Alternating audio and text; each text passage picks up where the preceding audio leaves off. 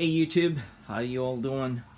What I got on my bench here is a Do All Outdoors white wing, and I was about to go out this weekend to take them out and have fun with my toys, and unfortunately this thing quit on me.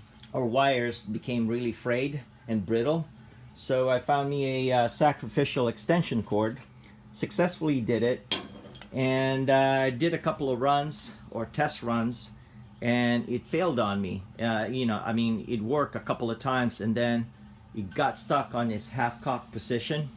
And for this to be safe, the thrower right here, that tray, actually needs to be at a 12 o'clock position. Repeatedly put the switch to disarm position, did not do anything. Did that numerous times.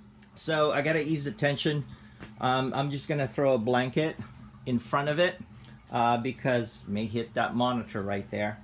But yeah, remove the spring, throw a blanket in front of it, and prevent it from that spring from flying off. Right. Just threw a blanket there. Again, the goal is to remove this bolt right here, ease the tension of the spring, and of course completely remove the spring. So I'm standing directly behind the steel right here. You don't want to be standing right on the side, because the spring, the loaded spring, may eject and of course ricochet back at your body, so, and hurt yourself. Use 9/16 wrench to counter your turn, right, counterclockwise. Boom. That's what I was worried about.